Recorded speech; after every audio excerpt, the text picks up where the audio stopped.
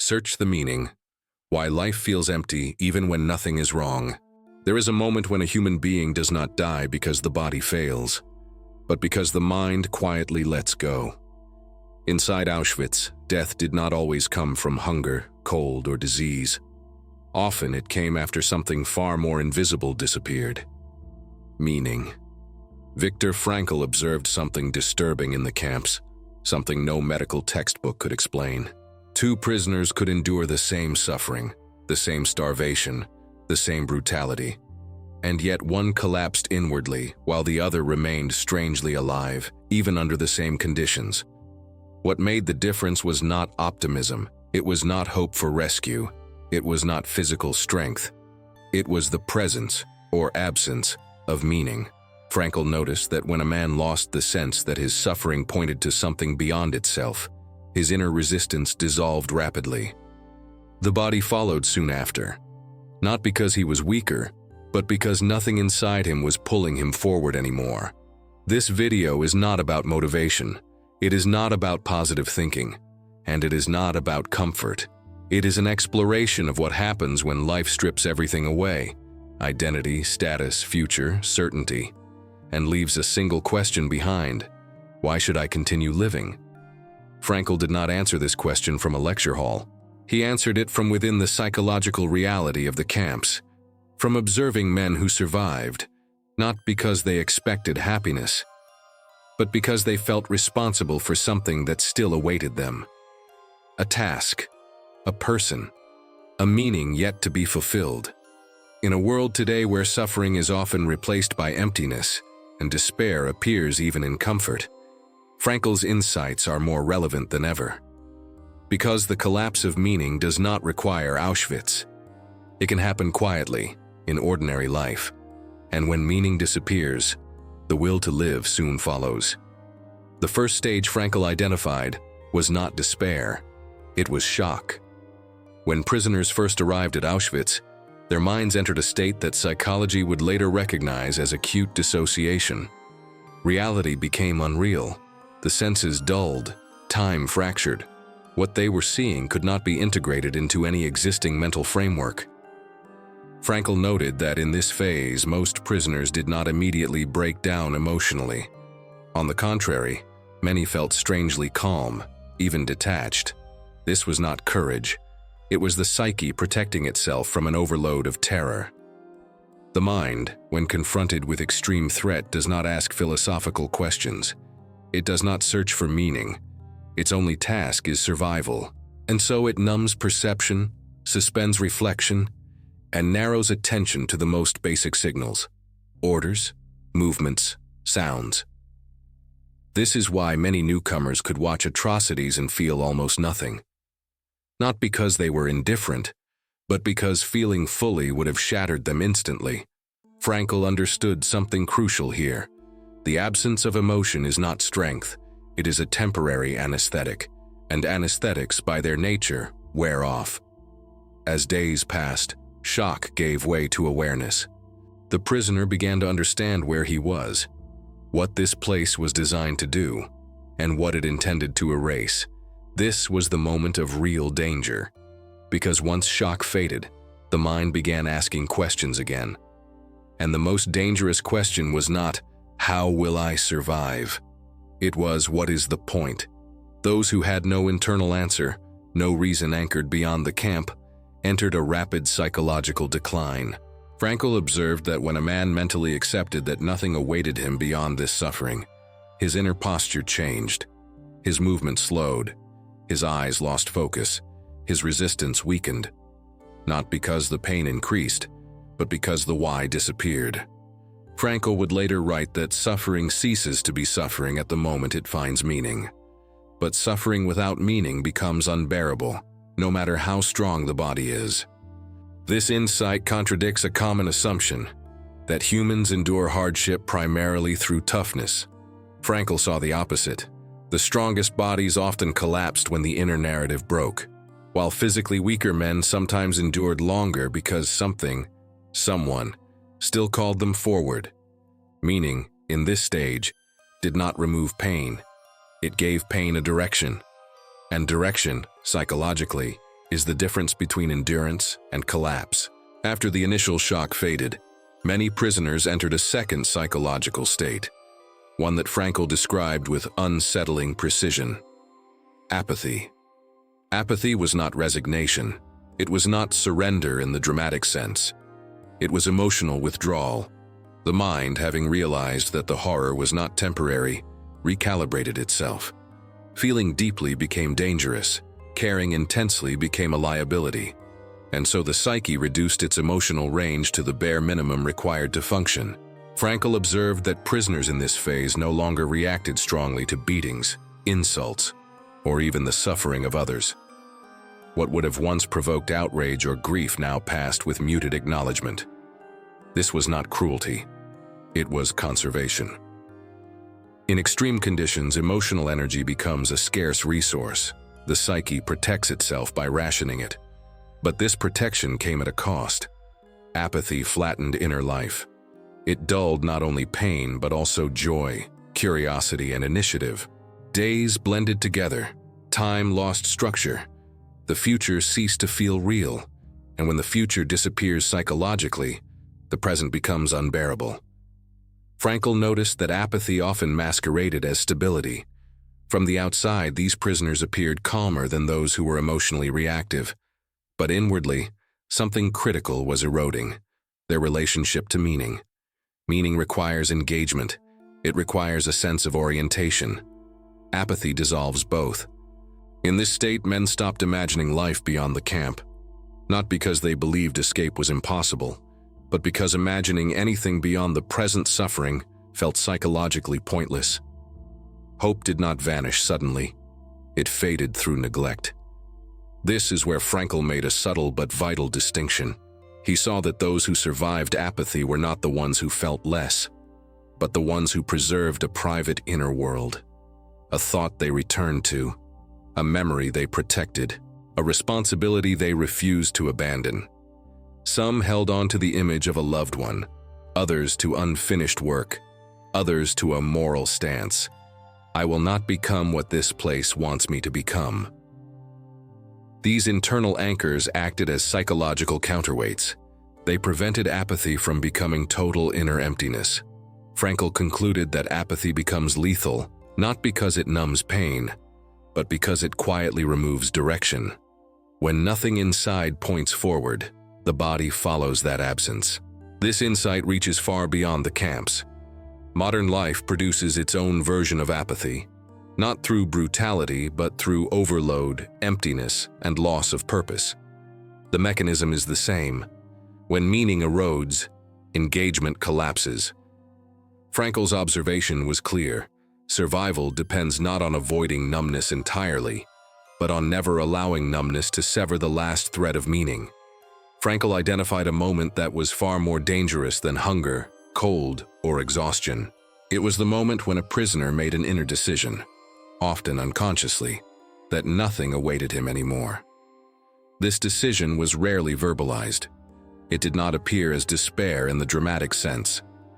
It appeared as quiet psychological surrender.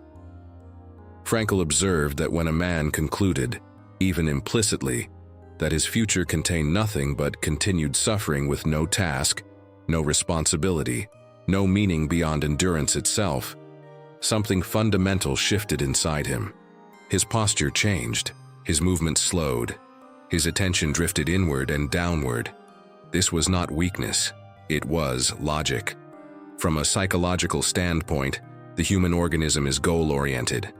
When the future collapses into a blank wall, motivation dissolves. Energy has nowhere to flow. Frankl noticed a chilling pattern. Prisoners who had reached this inner conclusion often began neglecting basic self-preservation behaviors. They stopped cleaning wounds. They ignored instructions. They gave away their last piece of bread, not out of generosity, but because nothing inside them was negotiating with the future anymore. In this state, even suffering lost its meaning as a challenge. Pain became pure waste, and when suffering is experienced as meaningless, it becomes intolerable regardless of intensity. Frankl emphasized that this was not a conscious wish to die. It was something subtler and more dangerous, the absence of a reason to live. This distinction matters. Many assume that people collapse because they lose hope. Frankl saw the opposite. Hope can vanish, and yet a person can survive if meaning remains. Meaning does not require optimism. It requires responsibility. The prisoners who resisted this inner decision did so by anchoring themselves to something that depended on them. A person who might need them again. A work they felt obligated to complete. A moral stance they refused to surrender. Frankl himself survived by orienting his suffering toward a future task, bearing witness, understanding the psychological reality of the camps so that this knowledge would not be lost. His suffering became data. His endurance became testimony. This reframing did not reduce pain. It transformed its psychological function. Suffering became a price paid for something beyond itself. Frankl concluded that life does not ask us what we expect from it. Life asks us what it expects from us. And the moment a person can still answer that question, even in fragments, collapse is delayed. When the answer disappears entirely, decline accelerates. This is why the most decisive battle was not external. It was internal. And it was fought silently long before the body failed.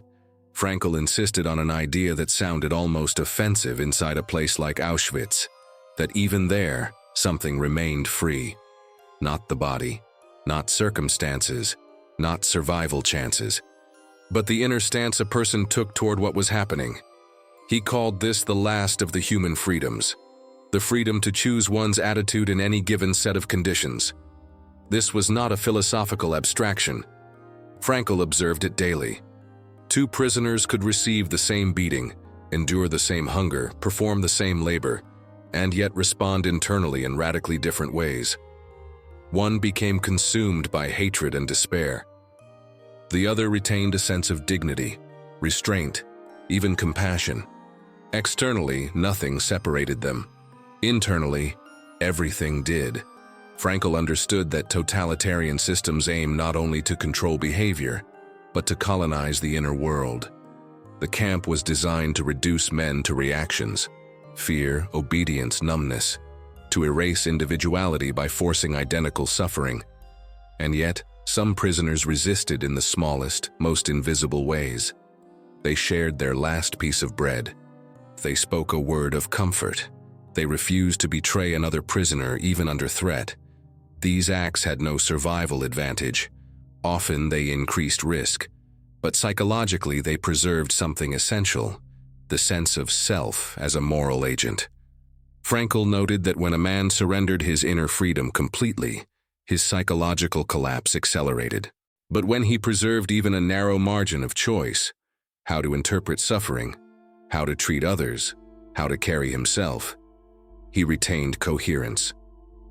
This is where Frankl diverged sharply from both optimism and victimhood narratives. He did not claim suffering ennobles people automatically. He observed that suffering exposes what is already there. It amplifies inner structure, or the lack of it. Inner freedom did not mean liking suffering. It meant refusing to let suffering define the entirety of one's inner life. Frankl warned that once a person concludes, "I am nothing more than what is being done to me," identity disintegrates. But when a person can still say, "This is happening to me, but it is not all that I am," psychological space remains. That space, however small, becomes the ground where meaning can survive. This insight has profound relevance beyond the camps. Modern individuals often feel trapped not by barbed wire, but by expectations, routines, social roles, and invisible pressures. And yet the same principle applies. When inner freedom collapses, emptiness expands.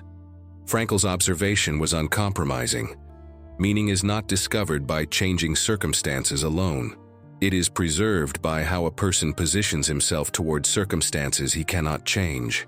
And this freedom, fragile, invisible, but decisive, is what determines whether suffering destroys a person or transforms him. Frankl warned that the absence of suffering does not guarantee the presence of meaning. In fact, he observed something paradoxical. Emptiness often emerges not in hardship, but in comfort. In the camps, Suffering was unavoidable. Meaning became a necessity for survival. Outside the camps, suffering is often reduced, but meaning is frequently neglected. And this neglect produces a different kind of collapse, the existential vacuum. Frankl described this vacuum as a state where life feels strangely hollow despite material stability, safety, and even success. Nothing is wrong in the external sense, yet something essential feels missing. Motivation fades, direction dissolves, pleasure loses its ability to satisfy. This happens because pleasure is not a source of meaning, it is a byproduct. When pleasure is pursued as an end in itself, it quickly loses depth and intensity. The more it is chased, the less it delivers. Frankl saw this pattern long before it became widespread. He noted that when humans are no longer struggling for survival, they often struggle for significance. And without a clear answer to why they are living, they attempt to fill the gap with stimulation, consumption, or distraction. But stimulation cannot replace purpose. Comfort cannot substitute responsibility. And distraction cannot resolve the question of meaning. Frankl observed that meaning does not emerge from asking, "What do I want from life?" It emerges from asking, "What does life require of me now?" When this question is absent, the psyche drifts. This is why many people today experience a sense of inner fatigue without obvious cause. The body is not exhausted. The direction is. When life no longer demands something meaningful from a person, energy has nowhere to organize itself. Frankl emphasized that meaning is discovered through engagement with tasks, commitments, and responsibilities that transcend the self. When life becomes centered entirely around comfort and personal satisfaction, it collapses inward. The existential vacuum is not a sign of failure. It is a signal that life is waiting for an answer. Frankl's insight challenges a dominant assumption of modern culture, that reducing pain automatically increases fulfillment. He observed the opposite. Fulfillment arises not from the elimination of tension, but from meaningful tension, the pull between who a person is and what life asks of them. When that tension disappears, emptiness expands. This is why life can feel empty, even when nothing is wrong. The absence of struggle does not create meaning, only commitment does. Frankl arrived at a conclusion that stood in sharp contrast to most psychological theories of his time. Meaning is not something a person invents. It is something a person answers. He argued that life is constantly posing questions, not abstract philosophical riddles, but concrete demands shaped by circumstance. And the quality of a human life is determined by how one responds to those demands. Responsibility, in this sense, is not a burden imposed from the outside. It is the structure that organizes inner life. When a person feels genuinely responsible for something beyond personal comfort, energy aligns, attention sharpens, endurance increases. Frankl observed that prisoners who survived psychologically often lived as if they were being observed by a future version of themselves. A self that would one day ask, "Did you give up when it mattered?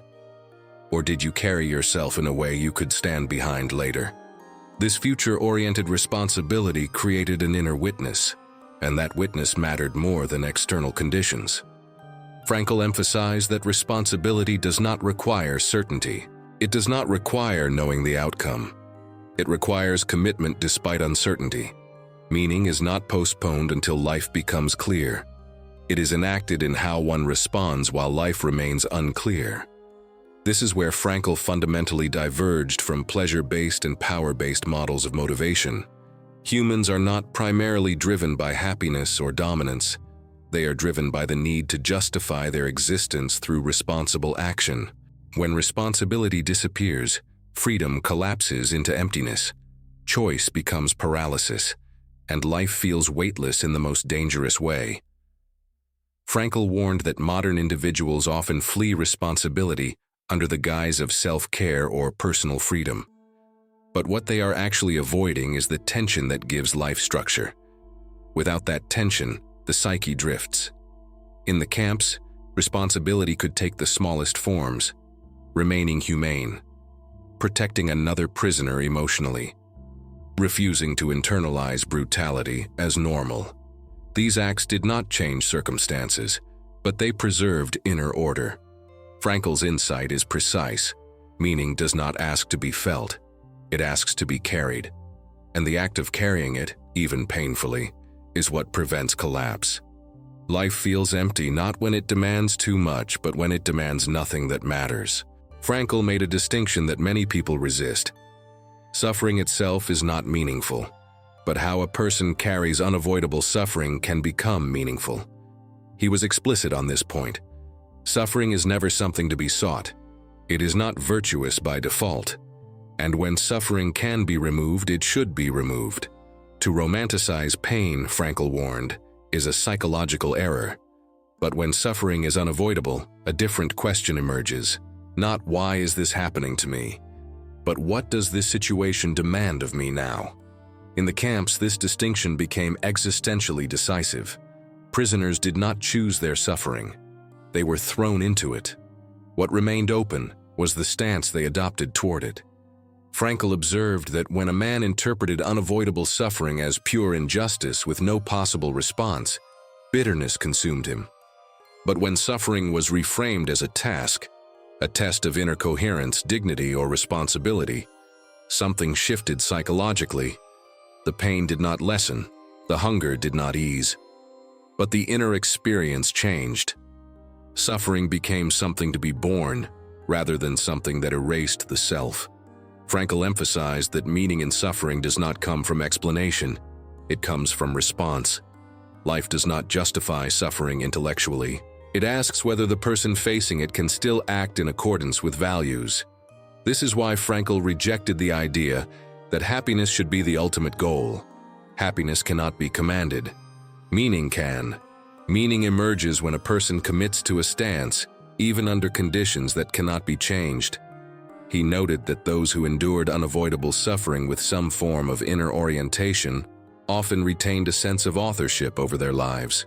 Even as victims, they did not experience themselves purely as objects. They remained participants. This insight applies powerfully to modern life. Many people today experience forms of unavoidable suffering, illness, loss, failure, isolation, and feel betrayed by the absence of quick solutions. The pain is real, but the deeper injury often comes from the belief that suffering renders life meaningless. Frankl's observation cuts through this belief. Unavoidable suffering confronts a person with the final opportunity to realize meaning, not by escaping pain, but by choosing how to relate to it. When suffering is met with responsibility, it no longer annihilates identity. It becomes a territory where character is revealed and preserved. Frankl reached a conclusion that many find unsettling. Extreme suffering does not automatically destroy the will to live, but emptiness often does. In the camps, suffering was concrete. It had a shape, a source, a name. The enemy was visible. And because suffering was unavoidable, the question of meaning became urgent. Life demanded an answer every day. In modern life, the danger is different. Here, suffering is often diffuse, ambiguous, and psychologically invisible. There is no single enemy, no clear threat, no immediate crisis that forces confrontation. And because nothing appears wrong, the question of meaning is postponed indefinitely. This postponement is lethal to inner life. Frankl observed that when people are no longer pressured by necessity, they often drift into what he called existential frustration, a state where energy turns inward without direction. The result is not despair, but boredom, restlessness, and a persistent sense of inner emptiness. This is why people surrounded by comfort can feel more exhausted than those under strain. The psyche requires orientation. Without it, even freedom becomes burdensome. Frankl warned that when meaning is absent, humans become vulnerable to substitutes. Pleasure replaces purpose. Stimulation replaces commitment. Noise replaces direction. And yet, none of these can sustain inner coherence. The most dangerous aspect of the modern vacuum is that it rarely announces itself dramatically. It creeps in quietly. Life continues to function on the surface while motivation erodes underneath. People still work, they still socialize, they still succeed. But inwardly, the question why remains unanswered. Frankl emphasized that suffering confronts a person with meaning, while emptiness allows a person to avoid it. And avoidance, over time, corrodes the will far more effectively than pain. This is why modern societies see rising anxiety, depression, and despair, not despite comfort, but alongside it. When life does not require something meaningful from a person, the psyche begins to collapse under the weight of its own freedom. Frankl's insight is precise. Meaninglessness is not neutral. It is psychologically destabilizing. The human mind cannot remain oriented without a reason to orient itself. And when no reason is found, the will to live weakens, not suddenly, but steadily. Frankl did not believe that the answer to emptiness was hope. Hope looks forward and waits, meaning moves forward and acts. What ultimately pulled people out of the existential vacuum was not a feeling, but a call, the sense that life was asking something specific of them, here and now. Frankl observed that when a person discovers a task that demands commitment, the question, "Why should I live?" is replaced by a more stabilizing one. "How should I respond?" The mind no longer circles itself, it turns outward. This task did not need to be grand. It did not require recognition or success. In the camps, it could be as small as surviving to protect another, or enduring in order to bear witness. Outside the camps, it could be work that contributes, a relationship that depends on one's presence, or a value that requires defense. What mattered was not the scale of the task, but its claim on the person. Frankl emphasized that meaning is always concrete and personal. There is no universal formula. Life addresses each individual differently, and it does so continuously. The danger of emptiness arises when a person waits for meaning to appear instead of responding to what is already being asked. This is why modern individuals often feel stuck. They search inward for purpose, scanning emotions for clarity. But meaning is not found through introspection alone. It is discovered through engagement with the world's demands. Frankl warned that the longer a person delays responding to life's call, the heavier emptiness becomes. Not because life has nothing to offer, but because the individual has stopped answering. When a task is accepted, something reorganizes internally. Time regains structure. Effort regains justification. Even suffering becomes intelligible as part of a larger demand. Frankl's conclusion was uncompromising. Meaning does not come from asking life what it owes us. It comes from recognizing what life expects from us and answering, even imperfectly. When that answer begins, emptiness loses its grip. Frankl never presented meaning as something that is finally achieved and secured forever. He described it as a continuous orientation, a way of standing in relation to life, not a destination one reaches and rests in. This is where many misunderstand him. People often assume that emptiness means they have lost their meaning. Frankl would say something more unsettling. Meaning was never something you possessed. It was something you were answering. And when the answering stops, emptiness appears. Life does not stop asking. Circumstances change, roles shift, tasks end. And with each change, the question renews itself. This is why the search for meaning does not end even when life improves, even when suffering decreases, even when goals are achieved. The moment a person believes meaning has been completed, stagnation begins. Frankl observed that those who survived psychologically, in the camps and beyond, were not those who felt permanently certain. They were those who remained oriented toward responsibility, oriented toward response, oriented toward something beyond immediate comfort. Meaning, in this sense, is not something that fills life once and for all. It is what keeps life from collapsing inward. This explains why life can feel empty even when nothing is wrong. Not because something is missing, but because something is being asked, and the person has not yet turned to face it. Frankl's final insight is both sobering and empowering. Life does not promise fulfillment. It promises significance only to those who accept responsibility for their stance toward it. The question is never, "Why is this happening to me?" The question is always, "What is required of me now?" As long as a person remains capable of answering that question, even uncertainly, even imperfectly, the will to live remains intact. Meaning is not comfort, it is orientation. And orientation is what allows a human being to endure, to act, and to remain whole, even when answers are incomplete. The search for meaning is not a symptom of emptiness. It is the mechanism that prevents emptiness from taking over. And as Frankl understood, in the most extreme conditions imaginable, life continues to be livable as long as it continues to ask something of us, and we continue to answer.